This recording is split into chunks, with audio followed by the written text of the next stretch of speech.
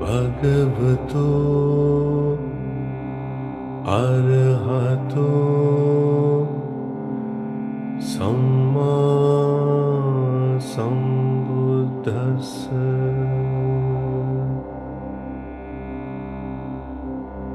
नमो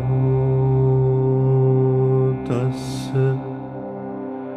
भगवतो अरहतो सम्मा सम्बुद्धस्स।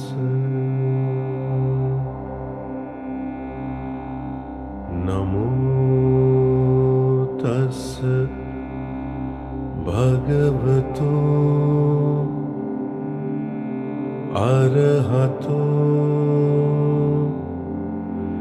सम्मा सम्बुद्धस्स।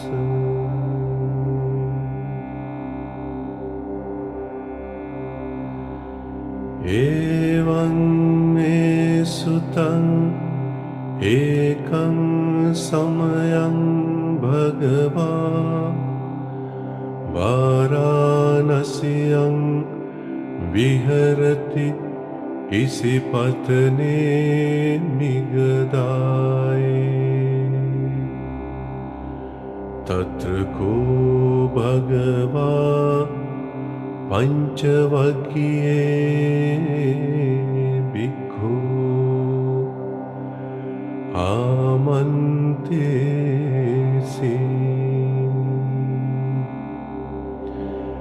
द्वे मे भिक्खवे अन्तापब्जितेन न सेवितव्या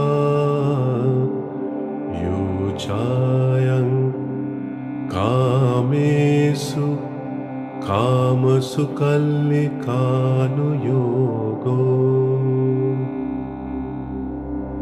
हीनो गम्मो पोतुच्चनिको अनरियो अनत्थ संहितो। योचायं अत्थ किल मतानुयोगो। दुःखो अनरियो अनत्थ संहितो। एते ते भिक्खवे उभो अन्ते अनुपगम्य मज्जिमा पटिपदा। तथागतेन अभिसम्बुद्धा।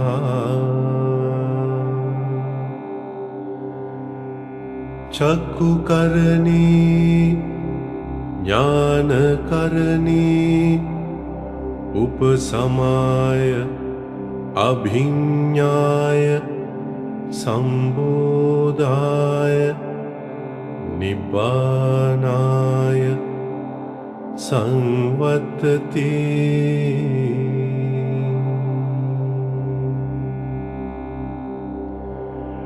कतमाच सा भिक्खवे मज्जिमा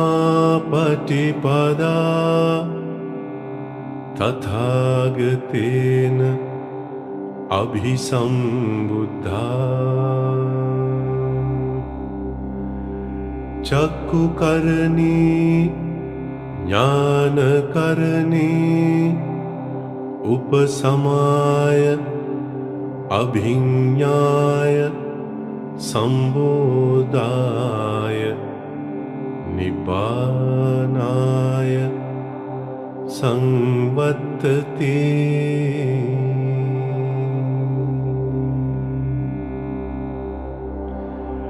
अयमेव अरियो अट्टाङ्गिको मग्गो सीयतीदं सम्मादिट्ठि सम्मा संकप्पो सम्मा वाचा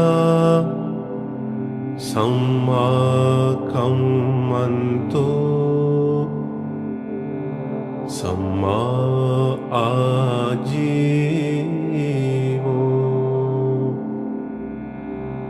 सम्मा वायामो सम्मा सति सम्मा समाधि अयं कोसा भिक्खवे मज्जिमा पटिपदा तथागतेन अभिसंबुद्धा चक्षुकर्णी ज्ञानकर्णी उपसमाय अभिज्ञाय संबोधाय निब्बानाय संवर्तते।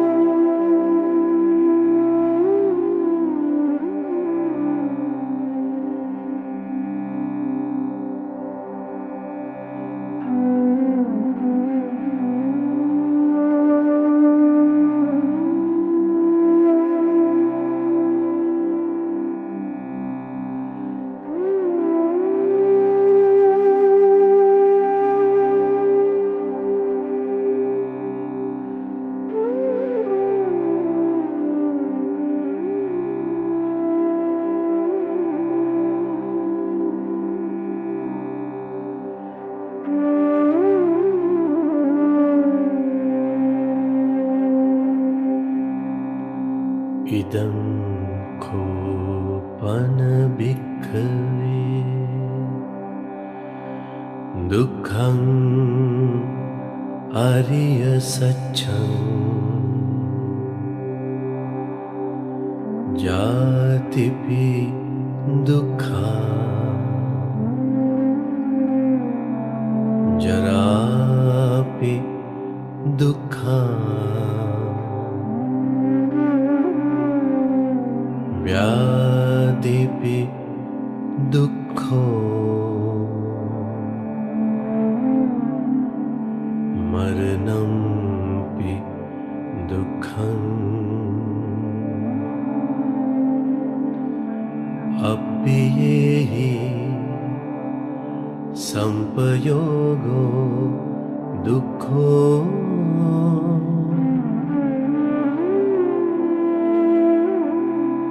पियेहि विपयोगो दुःखो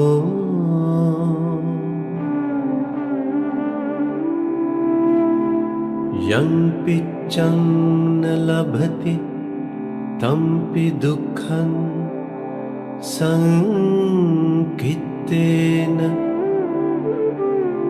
पञ्चुपादानस्कन्धा दुःखा इदं कोपन भिक्खवे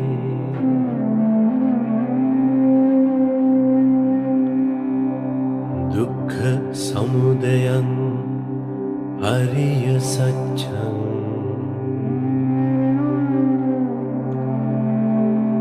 यायं तन्हा पूनो भविका नन्दिराग सहगता तत्र तत्राभिसंविता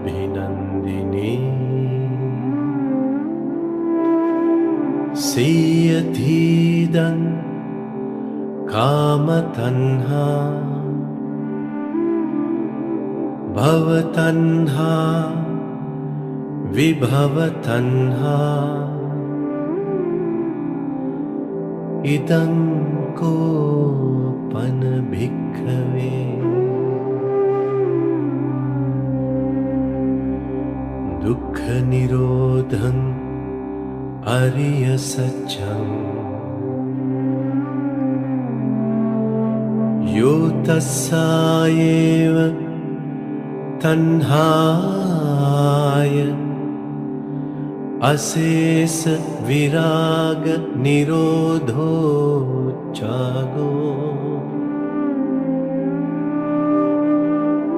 පටිනිස්සග්ගෝ මුත්ති අනාලයෝ ඉදං කෝපන භික්ඛවේ දුක්ඛ නිරෝධගාමිනී පටිපදා අරිය සත්‍යං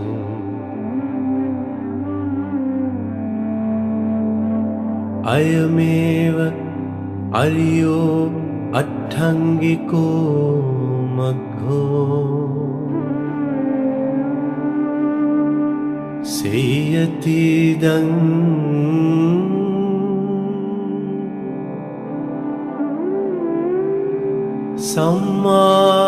සම්මාදිට්ඨි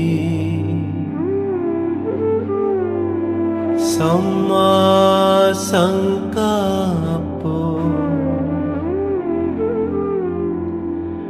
සම්මා වාචා සම්මා කම්මන්තෝ සම්මා ආජීවෝ සම්මා වායාමෝ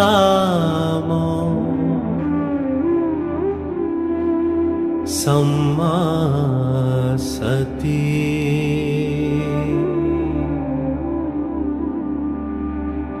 සම්මා සමාධි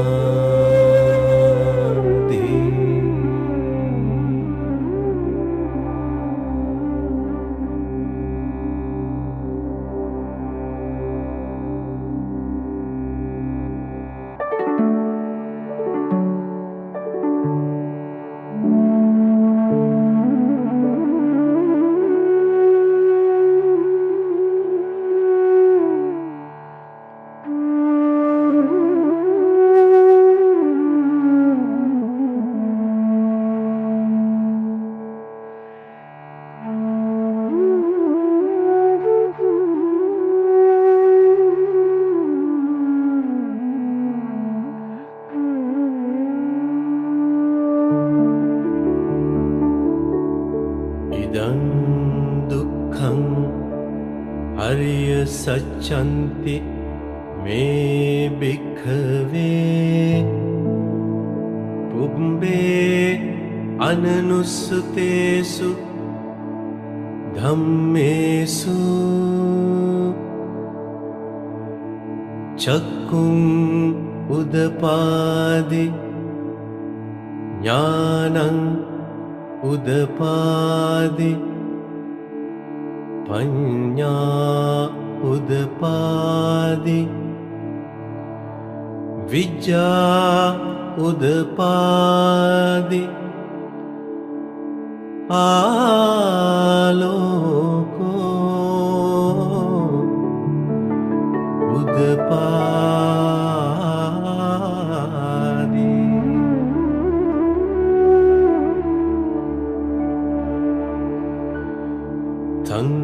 සංකෝපනිදං දුක්ඛං අරිය සත්‍යං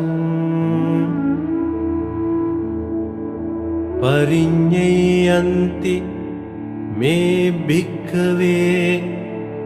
පුබ්බේ අනනුස්සතේසු ධම්මේසු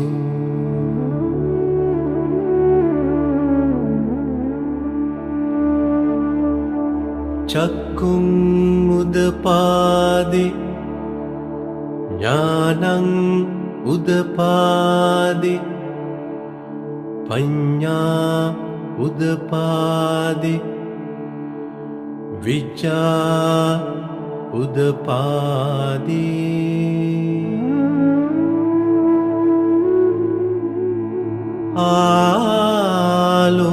ආලෝකෝ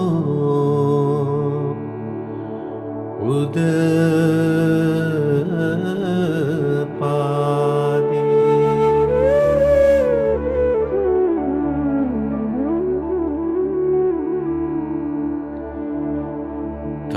තංකෝපනිදං දුක්ඛං අරිය සත්‍යං පරිඤ්ඤාතන්ති මේ භික්ඛවේ පුබ්බේ අනනුස්සතේසු ධම්මේසු චක්කුං උදපාදි ඥානං උදපාදි පඤ්ඤා උදපාදි විචා උදපාදි ආලෝකෝ උදපාදි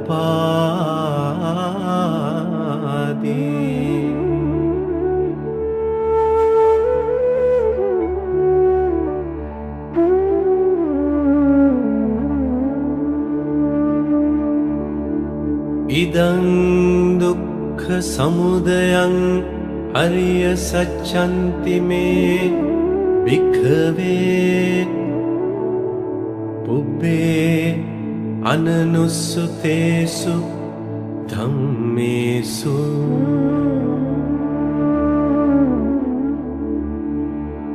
චක්කුං උදපාදි ඥානං උදපාදි පඤ්ඤා උදපාදි විචා උදපාදි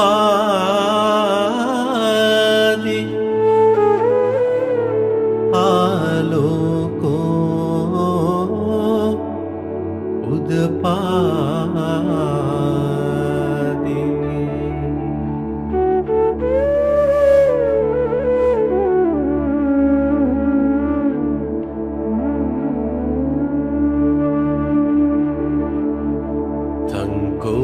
පනිදං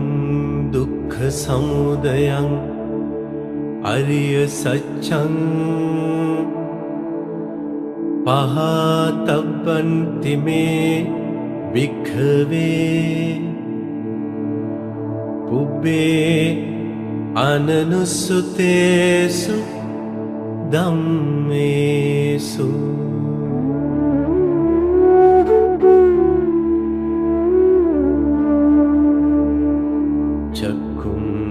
උදපාදි ඥානං උදපාදි පඤ්ඤා උදපාදි විචා උදපාදි ආලෝකෝ උදපාදි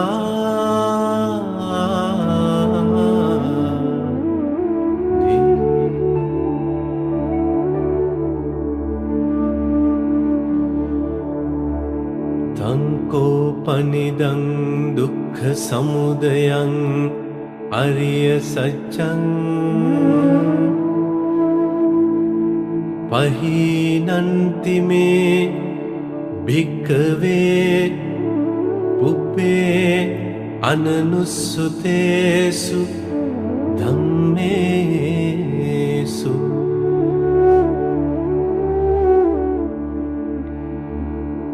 චක්කුං උදපාදි ඥානං උදපාදි පඤ්ඤා උදපාදි විචා උදපාදි ආලෝකෝ උදපාදි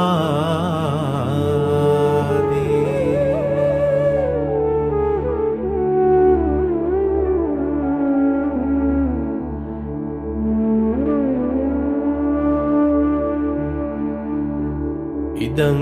දුක්ඛ නිරෝධං අරිය සච්ඡන්ති මේ භික්ඛවේ පුබ්බේ අනනුස්සුතේසු ධම්මේසු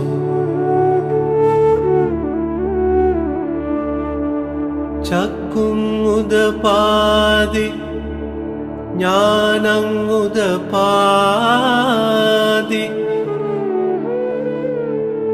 පඤ්ඤා උදපාදි විජ්ජා උදපාදි ආලෝකෝ උදපාදි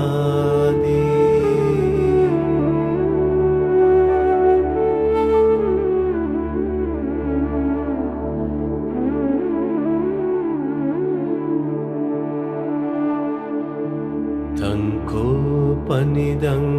දුක්ඛ නිරෝධං ආරිය සත්‍යං සච්චිකාතබ්බන්ති මේ භික්ඛවේ පුබ්බේ අනනුස්සුතේසු ධම්මේසු චක්කුං උදපාදි ඥානං උදපාදි පඤ්ඤා උදපාදි විචා උදපාදි ආලෝකෝ උදපාදි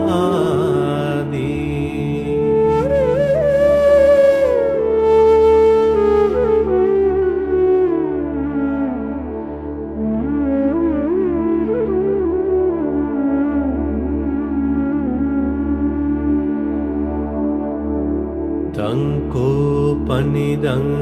දුක්ඛ නිරෝධං ආරිය සත්‍යං සච්චිකතන්ති මේ භික්ඛවේ පුබ්බේ අනනුස්සුතේසු ධම්මේසු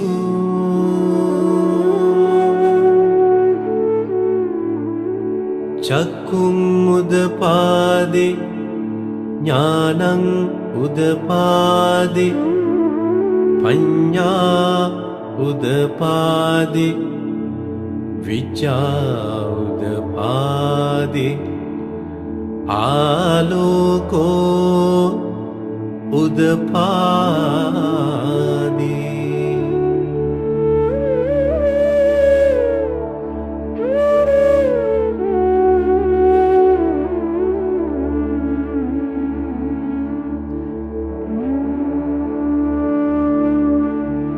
ඉදං දුක්ඛ නිරෝධ ගාමිනී පටිපදා ආරිය සච්ඡන්ති මේ භික්ඛවේ පුබ්බේ අනනුස්සුතේසු ධම්මේසු චක්කුං උදපාදි ඥානං උදපාදි පඤ්ඤා උදපාදි විජ්ජා උදපාදි ආලෝකෝ උදපාදි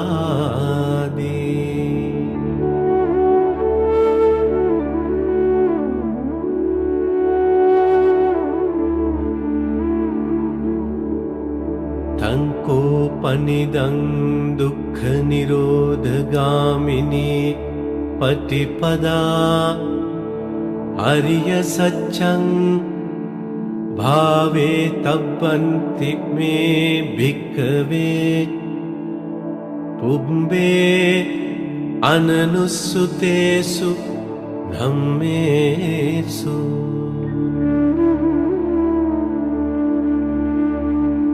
චක්කුං උදපාදි ඥානං උදපාදි පඤ්ඤා උදපාදි විචා උදපාදි ආලෝකෝ උදපාදි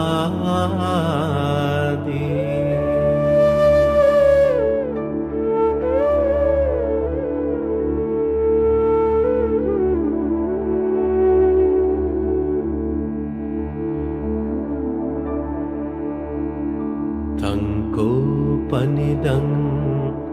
දුක්ඛ නිරෝධ ගාමිනී පටිපදා අරිය සත්‍යං භාවිතන්ති මේ භික්ඛවේ පුබ්බේ අනනුස්සතේසු ධම්මේසු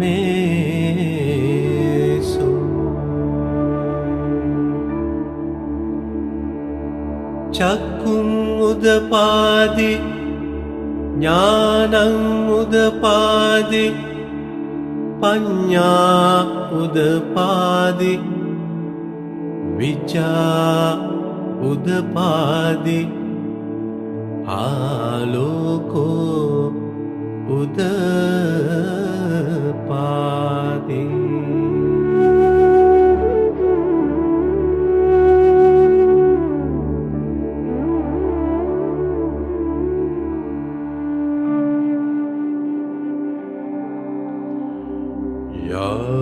यावकीवञ्च मे भिक्खवे इमेषु चतुषु वर्यसच्चेषु एवन्ति परिवर्तं द्वादशाकारं यथा भूतं ज्ञानदर्शनं न सुविशुद्धं अहोसि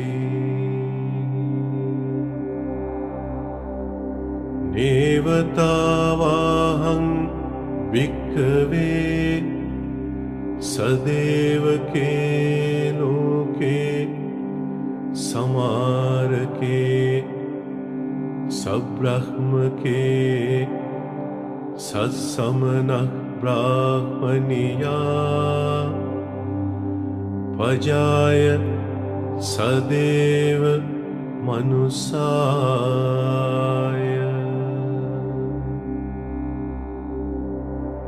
अनुत्तरं सम्मा सम्बोधिं अभिसम्बुद्धो पच्चन्यासिं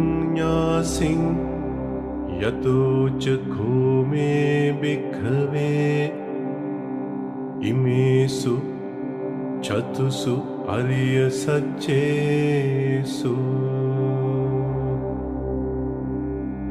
एवन्ति परिवर्तं द्वादशाकारं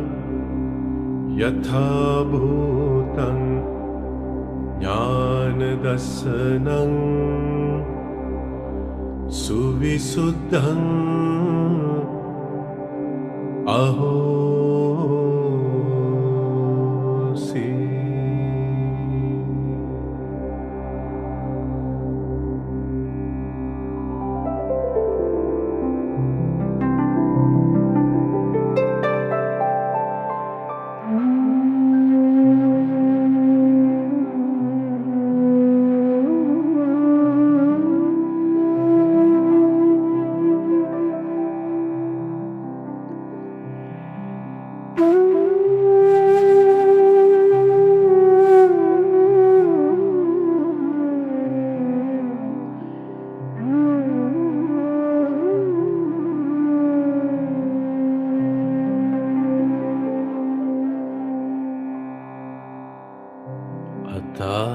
यथाहं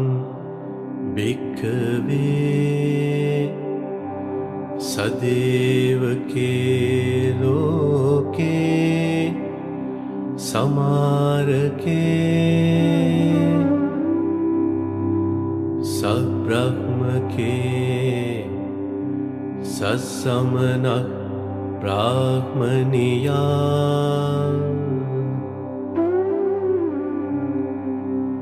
पजाय सदेव मनुष्याय अनुत्तरं सम्मा सम्बोधिं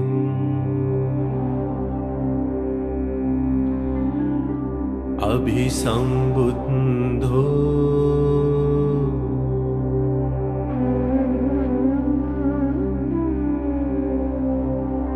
पच्चन्यासिं ज्ञानञ्च पनमेदसनं उदपादि अकुप्पामे चेतो विमुक्ति अयमन्तिमा जाति नत्तिदानी पुनः भवति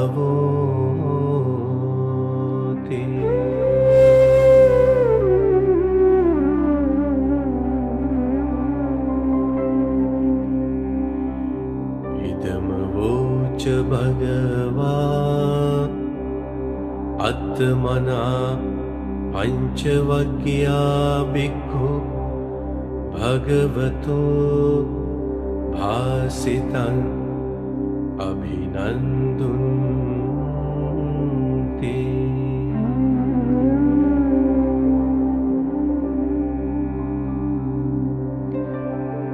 इमस्मिञ्च पनवेयाकरणस्मिन् भञ्जमाने आयस्मतो कुण्डन्यस्य विरजं वीतमलं धम्मचक्कुं उदपादि यं किञ्चि समुदयधम्मं सब्बं तं निरोधधम्मन्ति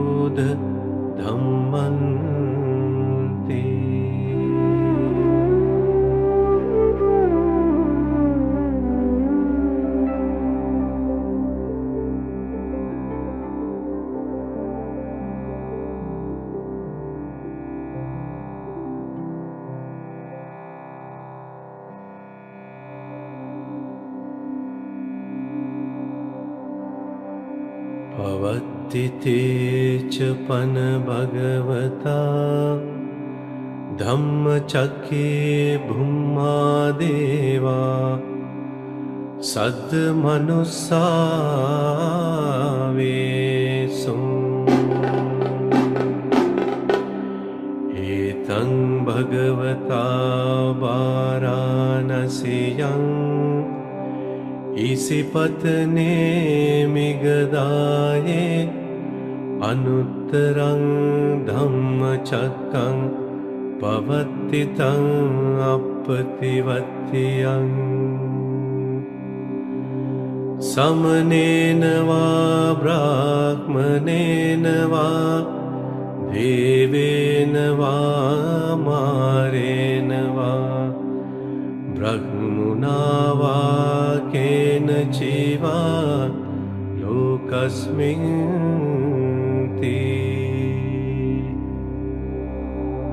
भूमानं देवानं सद्दं सुत्वा चातुं महाराजिका देवा सद्मनुस्सावेषु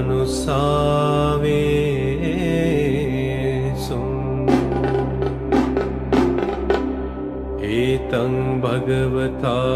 वाराणस्यां इसिपत्ने मिगदाये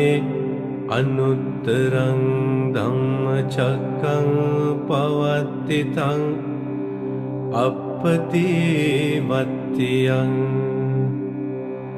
समनेन वा ब्राह्मणेन वा देवेन वा मानेन वा ब्रह्मणा वा केनचिवा लोकस्मिन्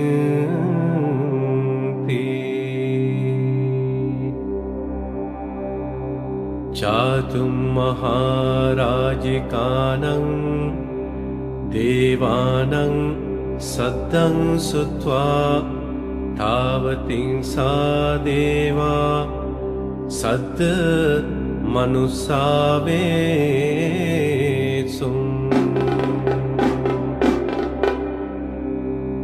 एतं भगवता वाराणस्यां इसिपत्ने मिगदाये अनुत्तरं धम्मचक्रं पवत्तितं अपतिवत्यं समनेन वा ब्राह्मणेन वा देवेन वा मारेण वा ब्रह्मणा वा केनचिवा लोकस्मिन्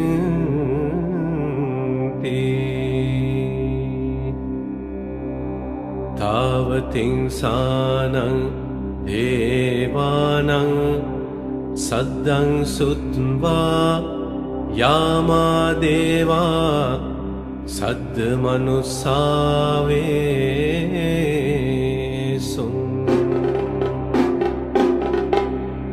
एतं भगवता वाराणस्यां इसिपत्ने मिगदाये अनुत्तरं धम्मचक्रं पवत्तितं अपतिवत्यं समनेन वा ब्राह्मणेन वा देवेन वा मारेण वा ब्रह्मणा वा केनचिवा लोकस्मिन्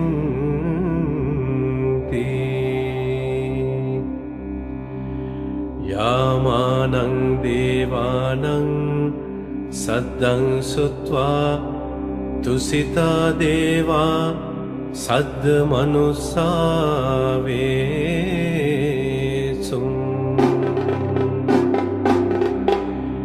एतं भगवता वाराणस्यां इसिपत्ने मिगदाये अनुत्तरं धम्मचक्रं पवत्तितं अपतिवत्यं समनेन वा ब्राह्मणेन वा देवेन वा मारेण वा ब्रह्मणा वा केनचिवा लोकस्मिन्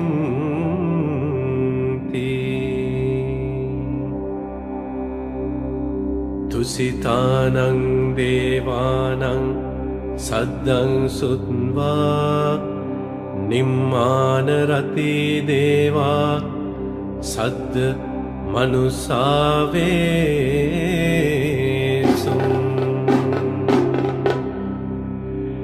एतं भगवता वाराणस्यां इसिपत्ने मिगदाये अनुत्तरं धम्मचक्रं पवत्तितं अपतिवत्यं समनेन वा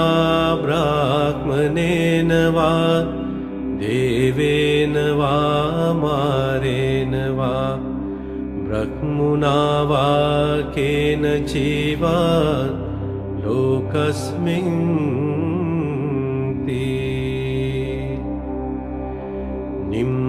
निम्मानरतीनं देवानं सद्दं सुत्वा परनिम्मितवसवत्तिनो देवा सद्मनुसावेषु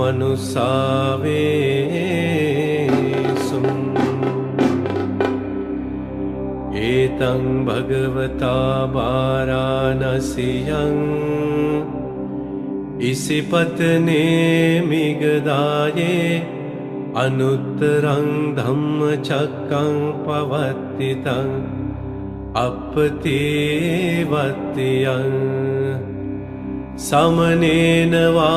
ब्राह्मणेन वा देवेन वा मारेण वा ब्रह्मणा वा केनचिवा लोकस्मिन्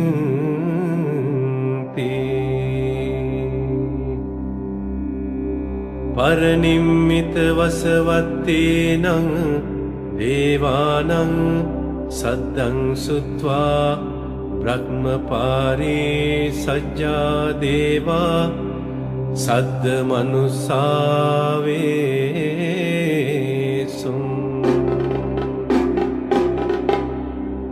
एतं भगवता वाराणस्यां इसिपत्ने मिगदाये अनुत्तरं धम्मचक्रं पवत्तितं अपतिवत्यं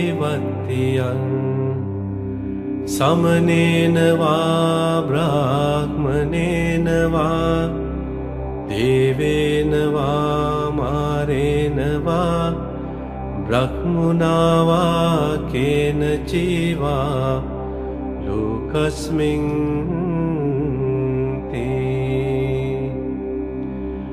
ब्रह्मपारे सज्जानं देवानां सद्दं श्रुत्वा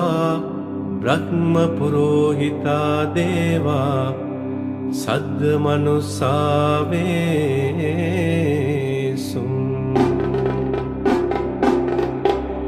एतं भगवता वाराणस्यां इसिपत्ने मिगदाये अनुत्तरं धम्मचक्रं पवत्तितं अपतिवत्यं समनेन वा ब्राह्मणेन वा देवेन वा मारेण वा ब्रह्मणा वा केनचिवा लोकस्मिन्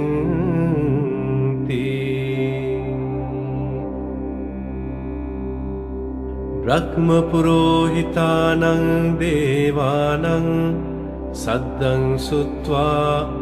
महाब्रह्मा देवा सद्मनुसावेषु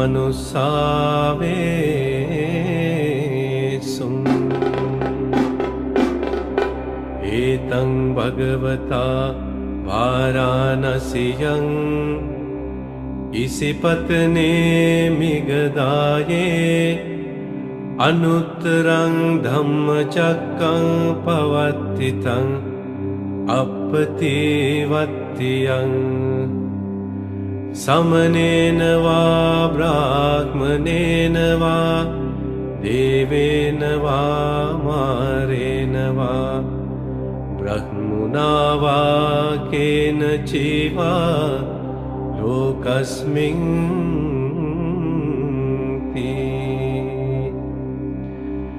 महाब्रह्माणं देवानां सद्दं श्रुत्वा परित्ताभा देवा सद्मनुसावेषु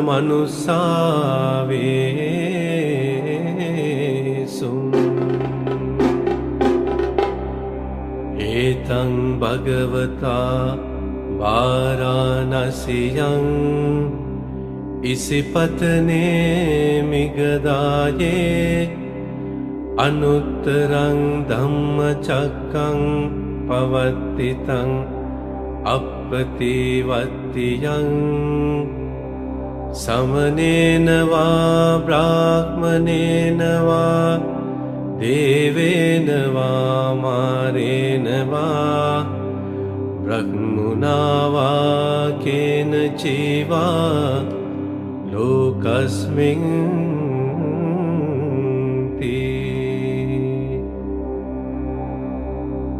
परित्ताबानं देवानां सद्दं सुत्वा अपमानबादेवा सद्मनुस्सावेषु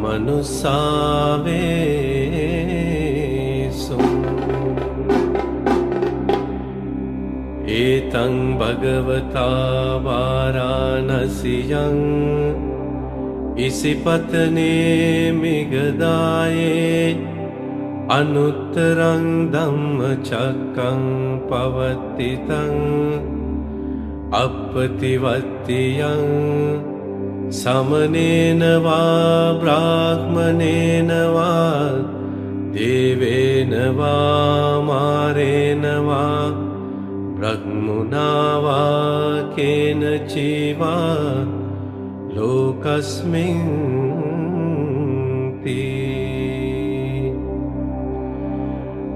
अपमानभानं देवानां सद्दं सुत्वा आभस्सरा देवा सद्मनुस्सावेषु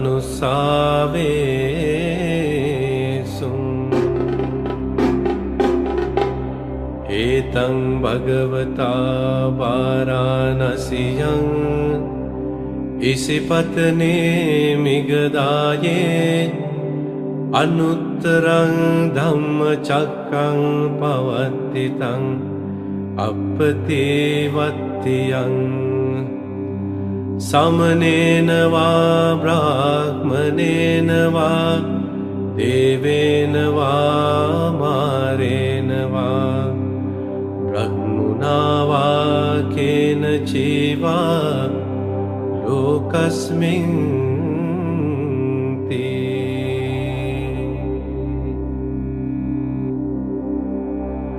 आभस्सरानं देवानां सद्दं सुत्वा परित्तशुभादेवा सद्मनुस्सावेषु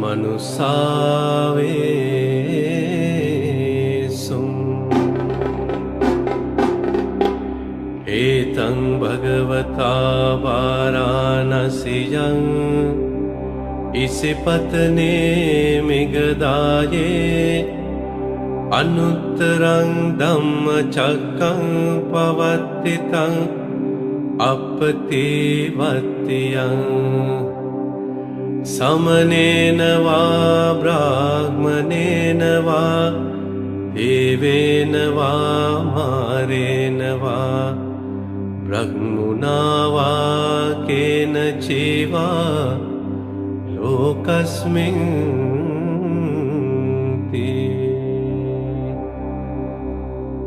परित्तशुभानं देवानां सद्दं सुत्वा अपमानशुभादेवा सद्मनुस्सावेषु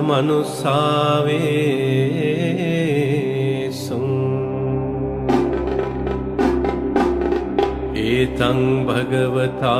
वाराणस्यां इसिपत्ने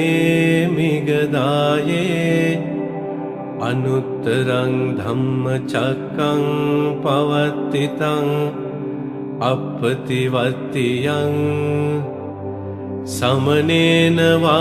ब्राह्मणेन वा देवेन वा मारेण वा ब्रह्मणा वा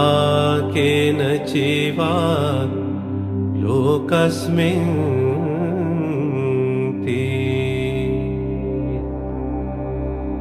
अपमानशुभानं देवानां सद्दं सुत्वा शुभखिन्नका देवा सद्मनुस्सावेषु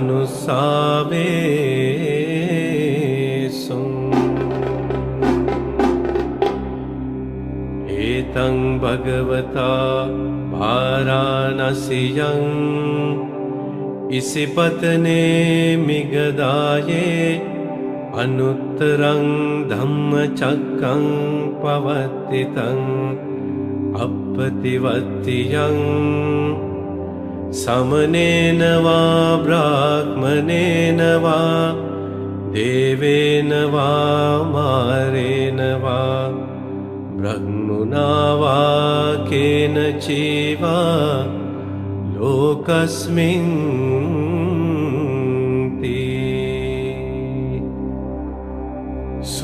सुबकिन्हकानां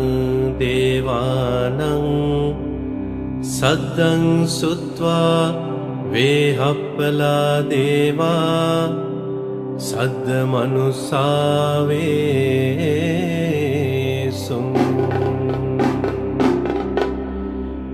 एतं भगवता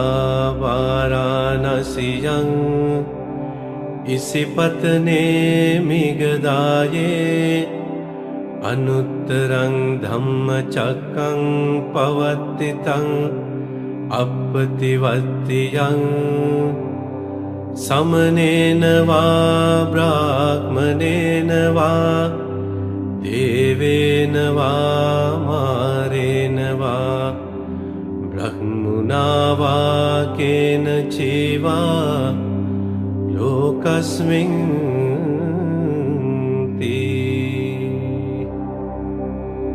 वेहप्पलानां देवानां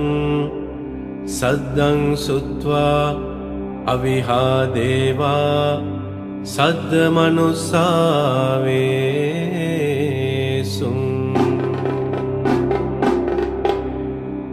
एतं भगवता वाराणस्यां इसिपत्ने मिगदाये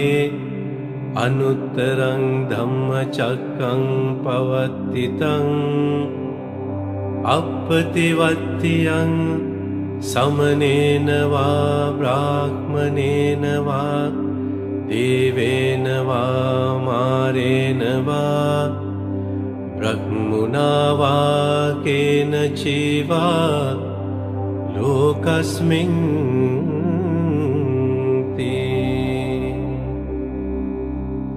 अविहानं देवानं सद्दं सुत्वा अतप्पा देवा सद्दमनुसा वेसुम्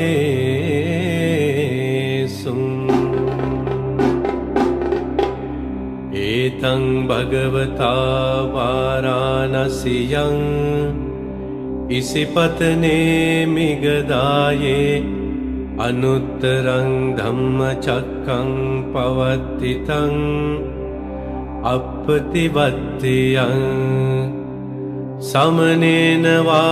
ब्राह्मणेन वा देवेन वा मारेण वा ब्रह्मणा वा केन चैवा लोकस्मिन्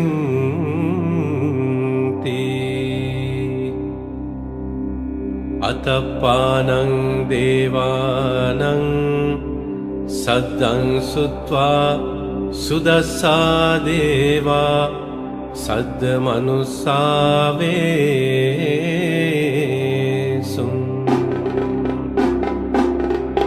एतं भगवता वाराणस्यां इसिपत्ने मिगदाये अनुत्तरं धम्मचक्रं पवत्तितं अपतिवत्तियं समनेन वा ब्राह्मणेन वा देवेन वा मारेण वा ब्रह्मणा वा केन चैवा लोकस्मिन्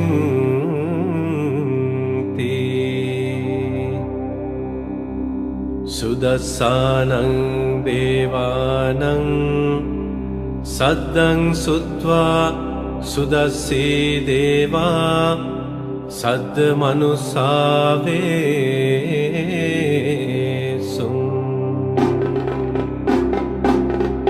एतं भगवता वाराणस्यां इसिपत्ने मिगदाये अनुत्तरं धम्मचक्रं पवत्तितं अपतिवत्तियं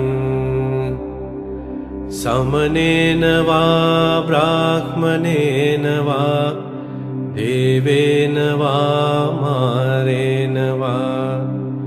ब्रह्मणा वा केनचिवा लोकस्मिन् ते सुदस्सेनं देवानं सद्दं सुत्वा अकनिष्ठका देवा सद्दमनुसावेसु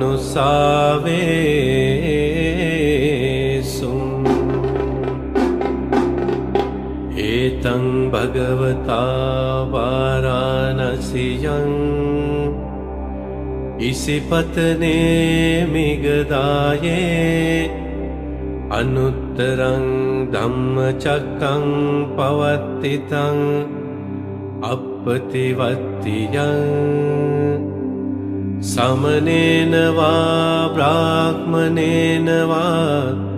देवेन वा मारेण वा ब्रह्मणा वा केनचिवा लोकस्मिन् ते इतिहतेन खनेन तेन मुहूर्तेन याव ब्रह्मलोका सद्दो अभुगज्जे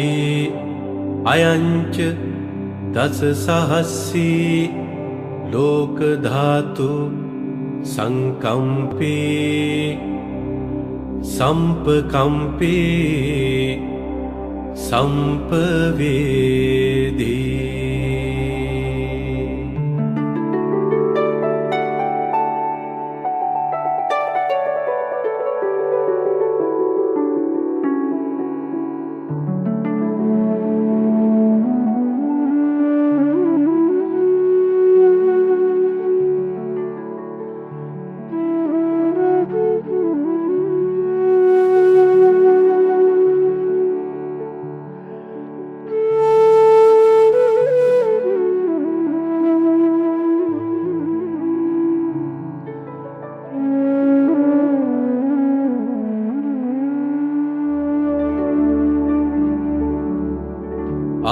अपमानोच उलारो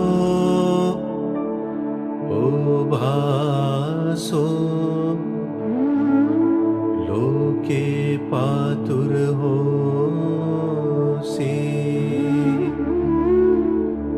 अतिकम्म देवानं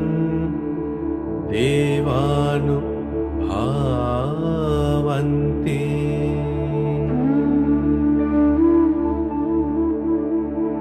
अतको भगवा उदानं उदानेसि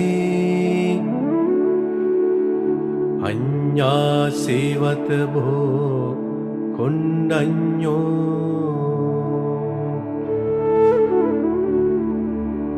अन्यासिवत भो कुण्डन्यो ते